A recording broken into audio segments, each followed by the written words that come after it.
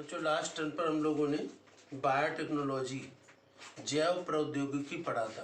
Biotechnology और जैव प्रौद्योगिकी, और इसमें जो भी टॉपिक थे वो हम लोगों ने डिस्कस कर लिए थे बायोटेक्नोलॉजी में। और आज इसके कुछ क्वेश्चन आंसर डिस्कस करते हैं और उसके पश्चात नेक्स्ट चैप्टर शुरू करेंगे। तो बायोटेक्नोलॉजी में कुछ क्वेश्चन इसके डिस्कस करते हैं। पहला क्वेश्चन है, जो बायोटेक्नोलॉजी है उसकी स्थापना भारतवर्ष में कब हुई थी? तो बायोटेक्नोलॉजी की स्थापना, जैव प्रौद्योगिकी की स्थापना हमारे भारतवर्ष में कब की गई थी? 1986 में, 1986 में इसकी स्थापना की गई थी बायोटेक्नोलॉजी की। नेक्स्ट क्वेश्चन है, किस प्रकार के प्रतिबंध एंडोन्यूक्लियस का आनुवांशिक अभियांत्रिकी में प्रयोग किया जाता है? किस प्रकार से प्रतिबंध रिस्ट्रिक्टेड एंडोन्यूक्लियस का जेनेटिक इंजीनियरिंग में यूज किया जाता है? किस प्रकार के प्रतिबंध एंडोन्यूक्लियस या रिस्ट्रिक्टेड एंडोन्यूक्लियस का जेनेटिक इंजीनियरिंग में या बायोटेक्नोलॉजी में उपयोग किया जाता है?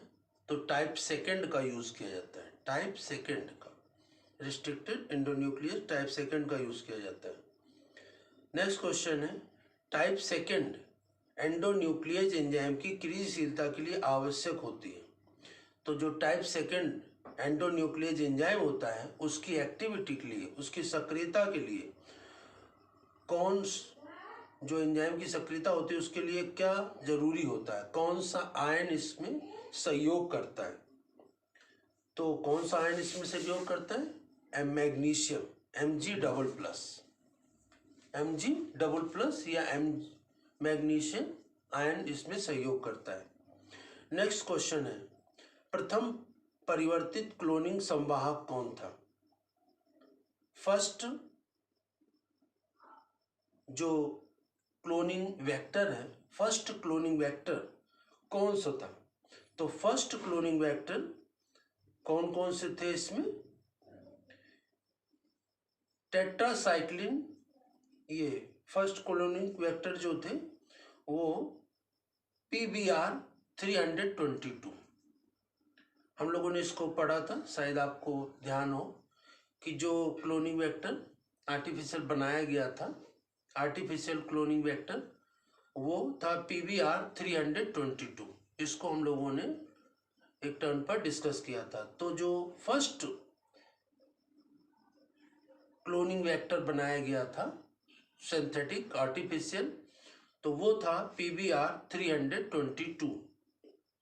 इसी प्रकार से नेक्स्ट क्वेश्चन है, PBr 322, PBr 322 संवाहक या वेक्टर में प्रतिरोधक क्षमता थी।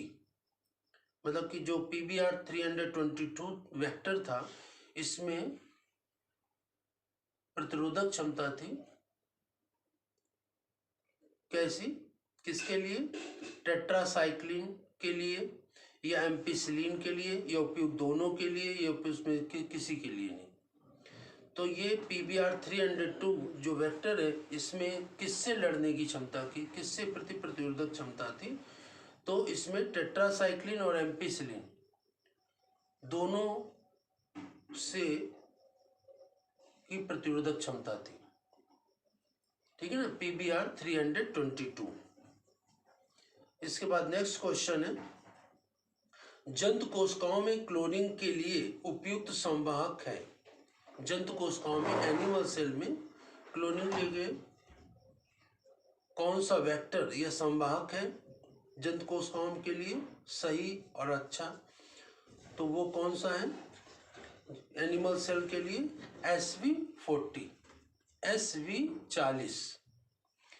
नेक्स्ट क्वेश्चन है इसमें, DNA खंडों की पहचान करते हैं। तो DNA खंडों को जो पहचान है या DNA सेगमेंट्स की जो आइडेंटिफिकेशन है वो किसके द्वारा की जाती है, किस टेक्निक से की जाती है? साउदर्न ब्लॉटिंग तकनीक से। साउदर्न ब्लॉटिंग टेक्निक की सहायता से DNA खंडों की, DNA सेगमेंट को पहचाना जाता है, आइडेंटिफाई किया जाता है। इसके बाद नेक्स्ट है डीएनए खंड होता है, जो डीएनए सेगमेंट होता है वो कैसा होता है?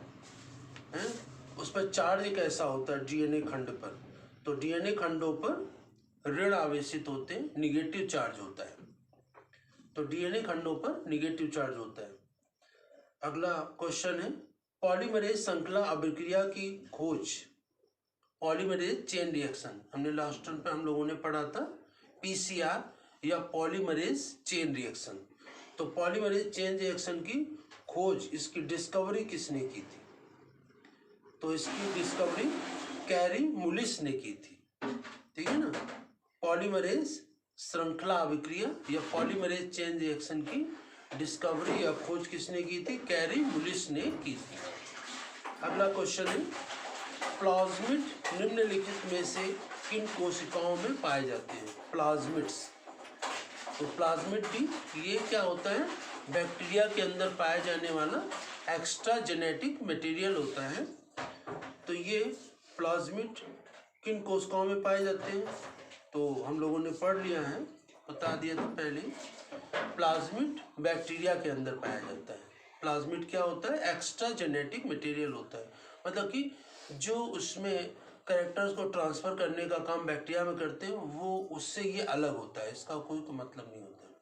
तो ये सर्किल के रूप में, राउंड के रूप में इसमें बैक्टीरिया में पाए जाते हैं। नेक्स्ट है एपिसोम निम्नलिखित में से किससे संबंधित होता है? तो एपिसोम किससे संबंधित होता है? प्लाज्मिड से संबंधित होता है। और प्लाज्मिड किससे संबंधित होता है? बैक्टीरिया के अंदर पाया जाता है। और ये प्लाज्मिड का ही मुख्य रूप से बैक्टीरिया वेक्टर के रूप में इस्तेमाल किया जाता है। ये कुछ क्वेश्चन थे। इसके अलावा बोर्ड में जो आए हुए क्वेश्चन है, जीनी अभियांत्रिकी क्या है? What is genetic engineering? इसे पुनर्योजी डीएनए प्रौद्योगिकी क्यों कहा जाता है? तो जेनेटिक इंजीनियरिंग क्या है हम लोगों ने डिस्कस किया है। और पुनर्योजी डीएनए प्रौद्योगिकी क्यों कहा जाता है? तो DNA recombinant technology, genetic engineering को कहा जाता है क्या? Recombinant DNA technology. तो रिकॉम्बिनेंट डीएनए, क्योंकि जेनेटिक इंजीनियरिंग को रिकॉम्बिनेंट डीएनए टेक्नोलॉजी इसलिए कहा जाता है क्योंकि इसमें अलग अलग कोशिकाओं से लिए हुए डीएनए को तोड़ करके और उनके अलग अलग सेगमेंट को आपस में जोड़ा जाता है, जिससे कि रिकॉम्बिनेंट डीएनए या पुनर्योजी डीएनए बनता है। तो मुख्य रूप से जेनेटिक इंजीनियरिंग में डीएनए में ही परिवर्तन किया जाता है और अलग अलग डीएनए के सेगमेंटों को जोड़ करके एक अलग सा डीएनए बनाया जाता है। इसीलिए जेनेटिक इंजीनियरिंग को रिकॉम्बिनेंट डीएनए टेक्नोलॉजी कहते हैं। तो ये बोर्ड में आया हुआ क्वेश्चन है। और इसके पश्चात नेक्स्ट है जल वैद्युत कण संचलन तकनीक को समझाइए। तो ये हम लोगों ने टेक्निक डिस्कस की है। जल वैद्युत कण संचलन या इसे बोलते हैं जेल इलेक्ट्रोफोरेसिस। जेल इलेक्ट्रोफोरेसिस, तो ये हम लोगों ने पढ़ी है, उसको आप सही ढंग से समझ करके इसको लिखिएगा। अगला क्वेश्चन है इसमें प्लाज्मिड क्या है और PBR 322 पर टिप्पणी लिखिए। तो प्लाज्मिड क्या है? What is plasmid? तो प्लाज्मिड क्या है?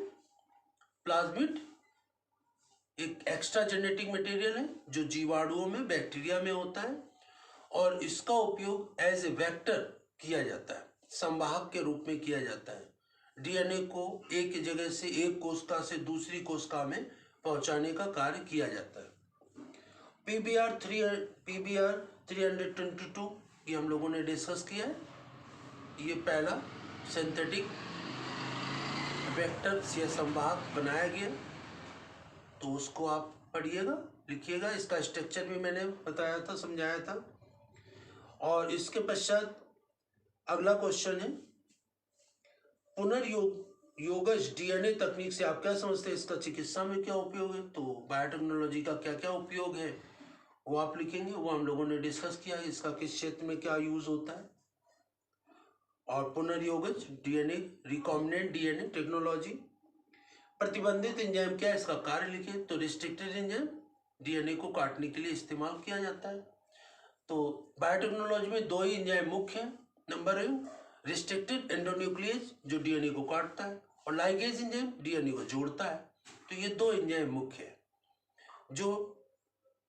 जो रिकॉम्बिनेंट डीएनए है यह इसी तकनीक से बनाया जाता है, और जो रिस्ट्रिक्टेड एंडोन्यूक्लियस है इसी को क्या कहते हैं, डीएनए की कैंची कहा जाता है। तो जैसे पेपर में आया था कि डीएनए की कैंची या सीजर किसको कहते हैं, तो रिस्ट्रिक्टेड एंडोन्यूक्लियस को डीएनए की कैंची कहा जाता है, क्योंकि इससे डीएनए को काटा जाता है। और ये इसी रिस्ट्रिक्टेड एंडोन्यूक्लियस एंजाइम की खोज के बाद, डिस्कवरी के बाद, ये बायोटेक्नोलॉजी को, जेनेटिक इंजीनियरिंग को एक नई दिशा आई, और इसमें इसकी खोज ने एक रफ्तार पकड़ी।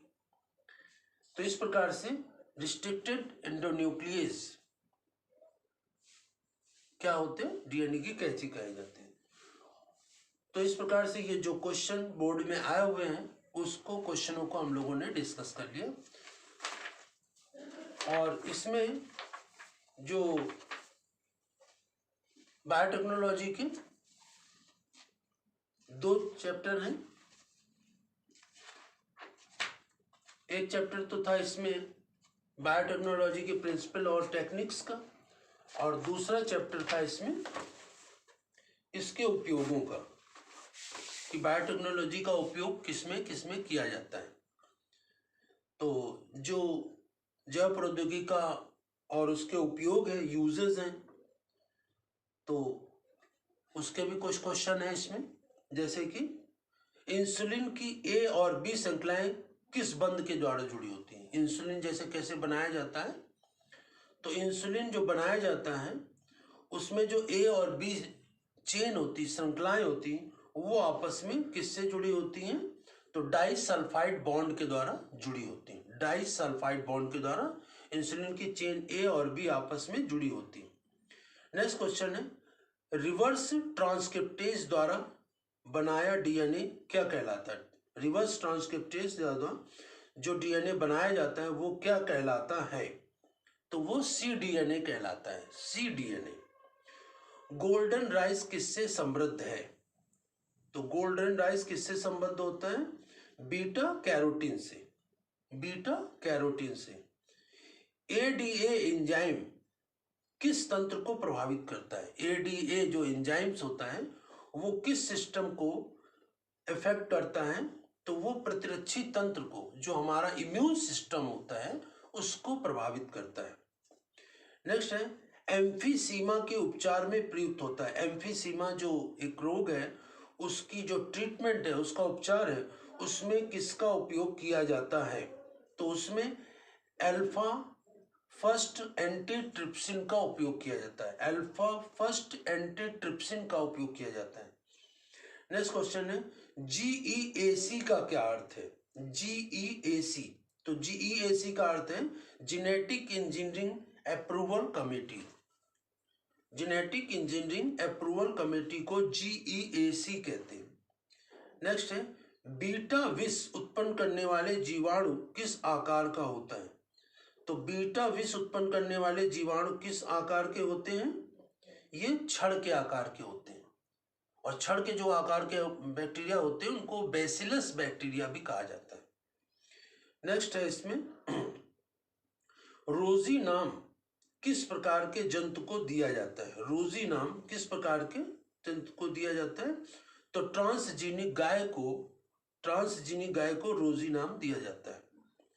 नेक्स्ट है, किस पदार्थ का संश्लेषण जीनी अभियांत्रिकी द्वारा औद्योगिक स्तर पर किया गया, किस पदार्थ का संश्लेषण या सिंथेसिस जीनी अभियांत्रिकी द्वारा, जेनेटिक इंजीनियरिंग द्वारा इंडस्ट्रियल लेवल पर किया गया, तो किसका किया गया, इसमें बहुत सी चीजों का किया गया इंडस्ट्रियल लेवल पर, जैसे कि मानव वृद्धि हार्मोन, ह्यूमन ग्रोथ हार्मोन का किया गया, इंसुलिन का किया गया, इंटरफेरॉन का किया गया। तो बायोटेक्नोलॉजी के द्वारा इंडस्ट्रियल लेवल पर बहुत बड़े स्तर पर human growth hormone, insulin hormone और इंटरफेरॉन, इन सभी का इंडस्ट्रियल लेवल पर बायोटेक्नोलॉजी के द्वारा उत्पादन किया गया। बीटी कपास क्या है? बीटी कपास क्या है? तो बीटी कपास एक पारजीनी पौधा है, बीटी कपास, और इसको विशेष तौर पर बनाया गया है बायोटेक्नोलॉजी के द्वारा। और बीटी कपास में क्या होता है, कीड़े मकोड़े नहीं लगते हैं, और इसमें बैसिलस थुरिंजिएंसिस बैक्टीरिया का जो डीएनए है वो पहुंचाया गया, जिससे कि इसमें ऐसे पदार्थ बनता है जिससे कि इसको कीड़े नहीं खाते और नुकसान नहीं होता है। तो बायोटेक्नोलॉजी के इस प्रकार से कुछ क्वेश्चन हम लोगों ने डिस्कस कर लिए हैं, और इसके पश्चात नेक्स्ट टर्न पर हम लोग नेक्स्ट चैप्टर को डिस्कस करेंगे। तो ये कुछ बोर्ड में आए हुए इंपॉर्टेंट क्वेश्चन थे, इसको आप लोग तैयार करिएगा, और नेक्स्ट टर्न पर नेक्स्ट टॉपिक को, नेक्स्ट चैप्टर को डिस्कस करेंगे। धन्यवाद।